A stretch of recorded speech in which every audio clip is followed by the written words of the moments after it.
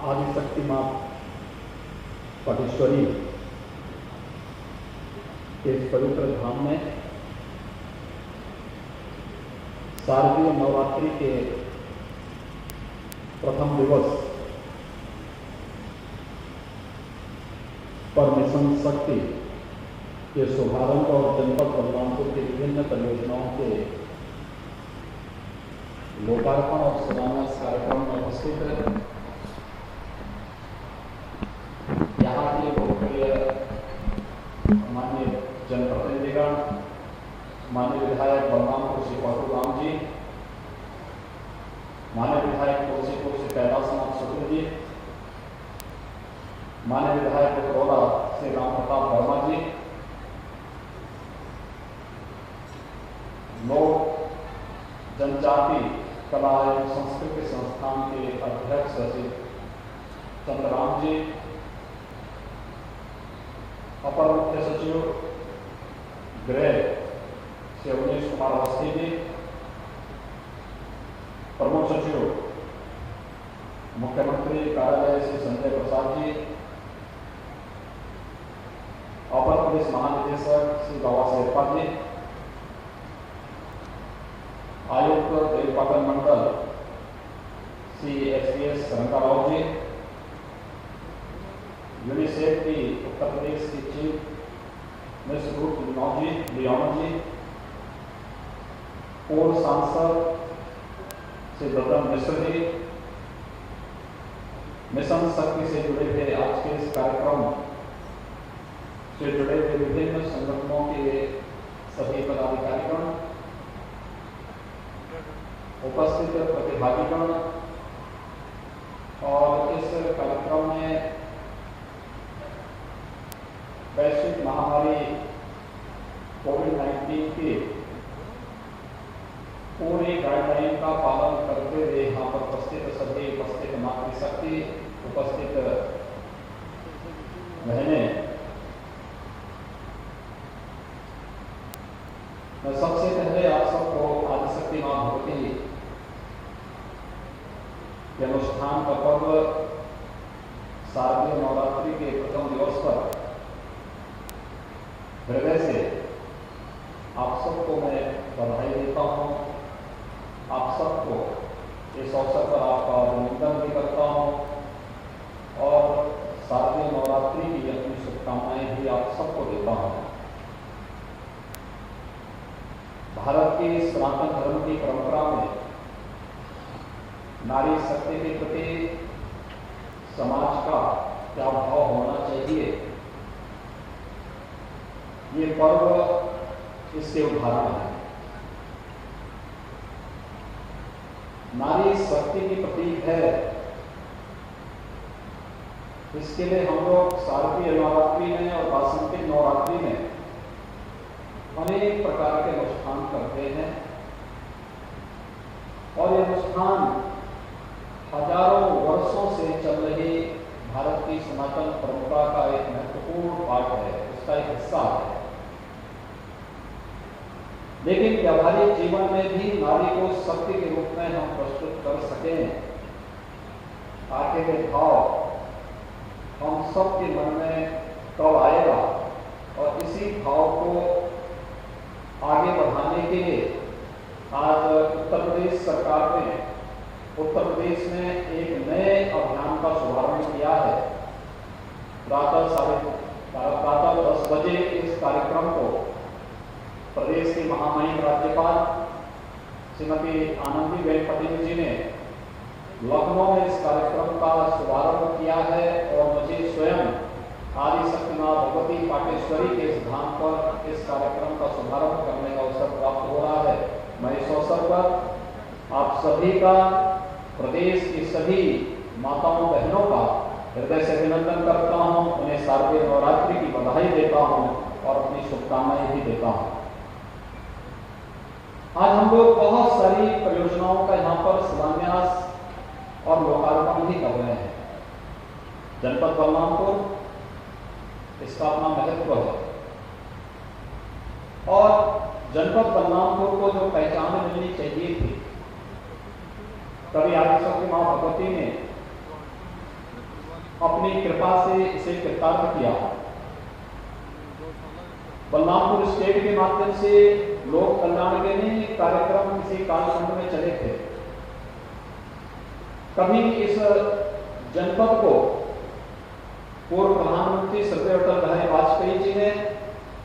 और भारत रत्न श्रद्धेय नानाजी देशमुख ने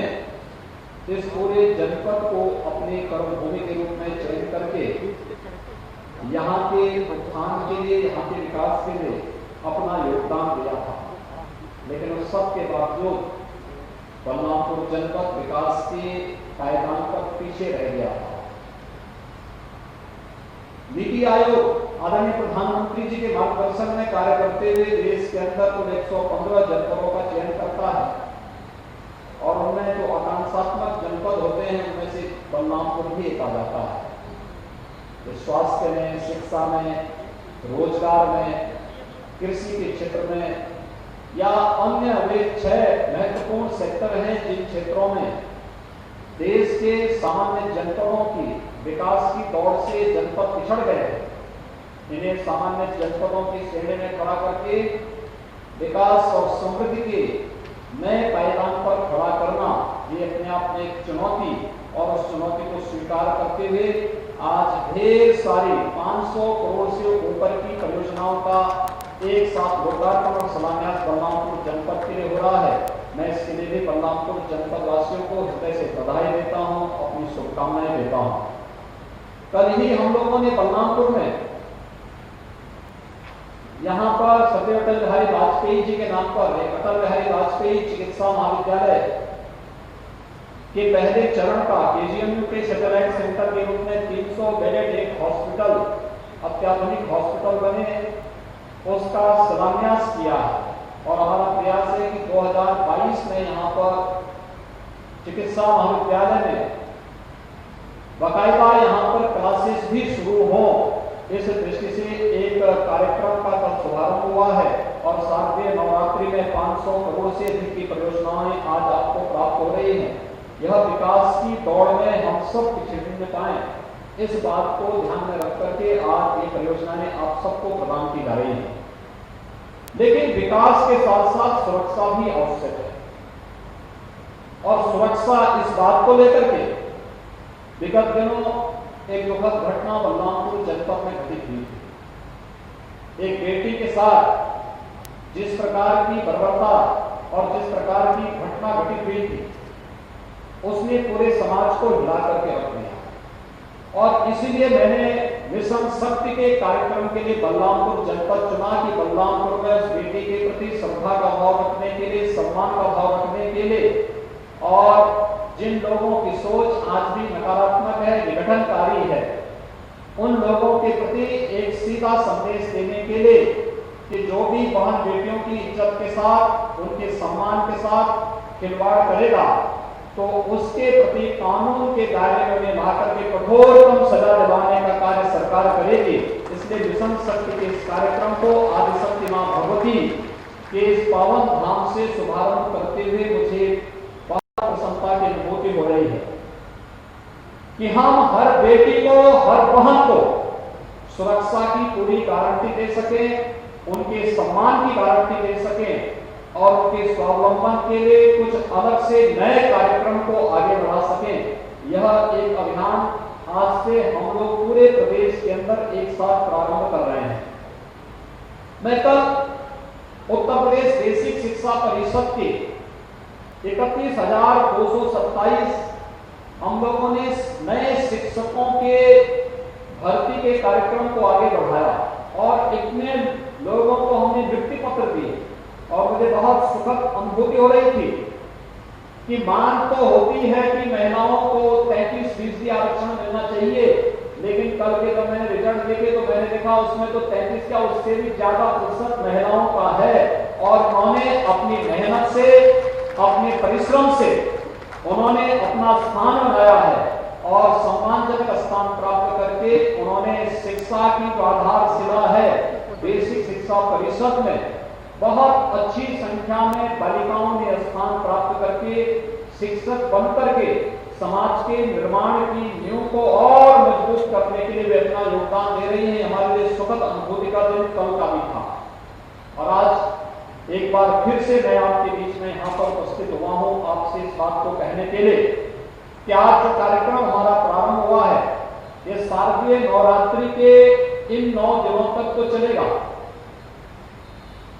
इन 9 दिनों तक मिशन शक्ति का कार्यक्रम अलग अलग विभाग, पुलिस विभाग भी, शिक्षा विभाग भी, महिला और बाल विकास विभाग भी, साथ साथ जितने भी हमारे अंदर विभाग हैं, चाहे वह ग्रामीण विकास है, पंचायती राज है, नगर विकास है, औद्योगिक विकास है, सूक्ष्म लघु मध्यम उद्यम विभाग है, कृषि विभाग है, उससे जुड़े हुए जितने भी विभाग उत्तर प्रदेश शासन के ये सभी विभाग इस कार्यक्रम को एक साथ अपने अपने क्षेत्र में इस कार्यक्रम को प्रारंभ करेंगे और वहां पर ये तीनों बातें, महिलाओं की सुरक्षा, उनका सम्मान और उनके स्वावलंबन के कार्यक्रम को एक साथ चलाते हुए व्यापक पैमाने पर पहले चरण में जागरूकता का कार्यक्रम कि महिला सुरक्षा, महिला सम्मान और महिला स्वावलंबन के लिए हर विभाग अपने अपने स्तर पर व्यवस्थित तरीके से पहले चरण में जागरूकता का कार्यक्रम, जागरूकता के कार्यक्रम के बाद जहां पे लगता है कि लापरवाही विभागीय स्तर पर हो रही है तो विभागीय स्तर पर जवाबदेही, अगर लगता है कि समाज के कुछ ऐसे लोग जो शांति और सौहार्द के दुश्मन हैं और समाज के कहीं न कहीं सभ्य समाज के मार्ग में बाधक हैं, तो उस चरण में हम उन लोगों के काउंसलिंग की व्यवस्था करेंगे और तीसरे चरण में व्यापक पैमाने पर जब ऑपरेशन शक्ति का एक कार्यक्रम आगे चलेगा, ऐसे लोगों को चिन्हित करके उन्हें दंडित करवाना, कानून के दायरे में ला करके दंडित कराना और उस क्रम में फिर आगे चल करके सभ्य समाज के दुश्मन कौन लोग हैं, ऐसे लोगों की फिर तस्वीरें चौराहे पर लगा करके समाज को ऐसे लोगों का बहिष्कार करने के लिए भी एक व्यापक कार्यक्रम को हम लोग आगे बढ़ाने की दिशा में आज आपके बीच आए हैं। इस दौरान प्रदेश के अंदर 1535 थाने हैं। इन 1535 थानों में तहसीलों में भी लगभग 350 तहसील उत्तर प्रदेश में है। इन 350 तहसीलों में एक महिला हेल्प डेस्क बनाया जाएगा। कोई भी बहन, कोई भी बेटी, कोई भी माता अगर थाने में आएगी तो थाने में उनके लिए अलग से कमरा होगा, वहां उनके बैठने की व्यवस्था, महिला पुलिस अधिकारी या महिला पुलिस की कोई कांस्टेबल वहां पर उनको अटेंड करेगी, वहां पर उनके बैठने की व्यवस्था होगी, पानी पीने की व्यवस्था होगी, उन्हें कोई एप्लीकेशन लिखना है तो उसके लिए स्टेशनरी वहां उनके लिए मौजूद होगी और उनकी शिकायत पर त्वरित कार्रवाई करने की व्यवस्था होगी। ये सारी चीजें वहां पर हम लोग इस दौरान करेंगे कि सभी 1535 थानों में 350 तहसीलों में इस प्रकार की एक व्यवस्था हम लोग देने जा रहे हैं, जहां पर महिलाओं को किसी भी प्रकार की कोई समस्या होती है, समाज के दुश्मनों से या किसी भी प्रकार के दुश्मनों से कोई समस्या होती है, तो वहां पर हम लोग उन लोगों की सुरक्षा के लिए व्यवस्था करने जा रहे हैं। इसके साथ ही महिला संबंधी अपराध में त्वरित कार्रवाई होना, त्वरित कार्रवाई करने के साथ इस मामले में एक समय सीमा के अंदर चार्जशीट दाखिल करना, प्रोसिक्यूशन को आगे बढ़ाना और फिर अपराधियों को सजा करवाना। पिछली बार आपने देखा होगा यहां श्रावस्ती जनपद में एक मामले में बालिका के साथ हुई घटना के मामले में 1 सप्ताह के अंदर अपराधी को सजा करवाई गई थी और ऐसे ही सिद्धार्थनगर जनपद में भी इसी प्रकार की घटना, एक दुर्भाग्यपूर्ण घटना में 27वें दिन अपराधी को आजीवन कारावास की सजा सुना दी गई थी। यानी न्यायालय का गठन भी उसी तर्ज पर करने की सहमति और कार्य निरंतर करें, इसके लिए भी हम लोगों ने पूरी तैयारी कर ली है कि हम लोग जागरूकता का भी कार्यक्रम करेंगे, काउंसलिंग का कार्यक्रम भी करेंगे और अगर अपराधी अपनी हरकतों से बाज नहीं आएगा तो चौराहे पर उसकी फोटो चिपका करके सामाजिक बहिष्कार और ऐसे लोगों को सजा कराने की कार्रवाई को भी हम लोग पूरी मजबूती से कार्य करेंगे। ये कार्यक्रम बृहद स्तर पर आगे बढ़ाने का एक कार्यक्रम हमारा चलेगा। इसके साथ ही हम लोगों ने यह भी तय किया कि अलग अलग विभाग, अलग अलग संगठन, अलग अलग संस्थाएं सबका सहयोग लेके, सरकारी विभाग, सरकार के 24 विभाग हैं, ये सभी 24 विभाग इसके साथ जुड़ रहे हैं। साथ साथ विभिन्न स्वयंसेवी संगठन, यूनिसेफ इसके साथ जुड़ रही है, विभिन्न स्वयंसेवी संगठनों को इसके साथ जोड़ेंगे, महिला समूहों को इसके साथ जोड़ेंगे, इसके साथ ही सामाजिक संगठनों को, व्यापारिक संगठनों को इस पूरे अभियान के साथ जोड़ेंगे और हर जनपद में एक सूची बनेगी। किसी व्यक्ति ने, किसी महिला ने अच्छा काम किया है, उनकी सूची बनेगी। किसी संगठन ने अच्छा काम किया है, उनकी सूची बनेगी। फिर इन सभी संगठनों के कार्यों को हम उसका डॉक्यूमेंट तैयार करेंगे और डॉक्यूमेंट को फिर प्रदेश स्तर पर एक स्वस्थ प्रतिस्पर्धा उसमें करा करके इसमें अच्छा कार्य करने वाले संगठनों को जनपद स्तर पर भी, प्रदेश स्तर पर भी सम्मान करने का कार्य प्रदेश सरकार के द्वारा किया जाएगा। इस दृष्टि से इस कार्यक्रम को व्यापक पैमाने पर आगे बढ़ाने का कार्य किया जा रहा है।